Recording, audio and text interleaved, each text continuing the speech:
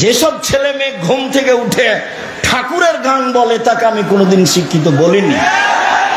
আরে ঠাকুর জাতির শত্রু, ঠাকুর বাঙালিদের শত্রু, ঠাকুর মুসলমানের শত্রু, ঠাকুর ঢাকা বিশ্ববিদ্যালয়ের শত্রু।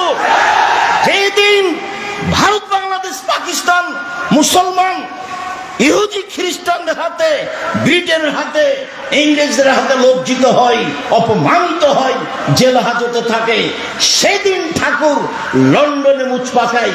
সেই ঠাকুরের গান আমার ছেলে বলবে? অত বড় কাপুরুষ আমি আব্দুর রাজ্জাক বিন ইউসুফ হইনি। জাতির যদি রাস্তাঘাট করে দিতে না পারি, জাতির যদি স্কুল কলেজ করে দিতে না পারি, জাতিকে চূড়ান্ত সঠিক ধর্ম দিতে পারবো ইনশাআল্লাহ। সম্মানিত দিনী ভাই বোন, ছেলে মেয়ে শিরকের মধ্যে ডুবে আছে, আর ও বলছে আমার ছেলে শিক্ষিত। ভুল হিসাব।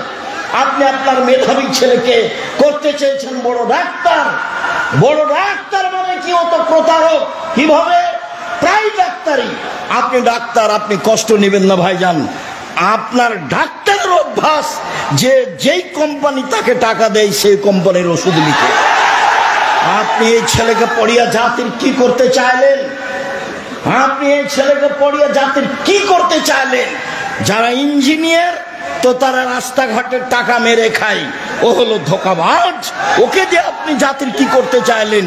যারা খুব মেধাবী, যারা লন্ডন আমেরিকাতে 5 লক্ষ টাকা বেতনে চাকরি করে, ওরা হলো টয়লেট পরিষ্কার করে যারা তাদের সুপার, তাদের নেতা, তাদের দায়িত্ব পালন করে। তাহলে আপনার ছেলে জাতির কি করলো? শুনুন, ওইটাই ছেলে জাতির উপকার করতে পারে, জাতিকে শিরক বুঝাতে পারে, জাতির অর্থ সম্পদকে রক্ষা করার চেষ্টা করতে পারে। আরে দেশের মুরগি মেরে ফেলে ইন্ডিয়া থেকে ডিম আনতে হবে, এটা আপনার শরম হলো না? এটা আপনার ছেলে শিক্ষিত? কে বলেছে?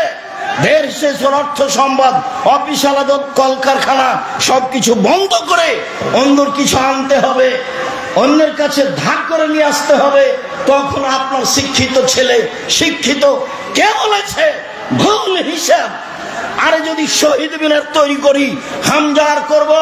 আল্লাহ রাসূল বলছেন সৈয়দুশ শুহাদা হামজা ইবনে আব্দুল মুত্তালিব, পৃথিবীর সবচেয়ে বড় শহীদ হামজা ইবনে আব্দুল মুত্তালিব। আদম থেকে নিয়ে কিয়ামত পর্যন্ত যত শহীদ হয়েছে, যত হবে আর যত হচ্ছে, সবার সর্দার হলেন হামজা ইবনে আব্দুল মুত্তালিব। শহীদ মিনার তৈরি করলে হামজার করতাম। আপনার ছেলে কি শিক্ষা অর্জন করেছে? জাতিকে ধ্বংস করেছে। সে আপনার শিক্ষিত ছেলে? ভুল হিসাব। বিদ্যা কাকে বলে না জানেন আপনি, না জানে আপনার ছেলে, না জানে আপনার মেয়ে, না জানে আপনার স্ত্রী। জাতিকে কবর দিয়ে নিজেকে শিক্ষা দেখায়েন না, জাতিকে কবর দিয়ে কল্যাণানী জাতির কথা আপনি দেখায়েন না।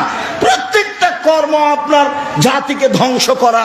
আপনি কি দিয়ে বুঝাতে চাচ্ছেন যে আমি ছেলেকে মানুষের মতো মানুষ করতে চাই? পরকালের স্বার্থে জাতিকে কল্যাণের দিকে নিয়ে যেতে পারে সেই ছেলে মূলত শিক্ষা প্রাপ্ত, সেই ছেলে মূলত শিক্ষা অর্জন করেছে।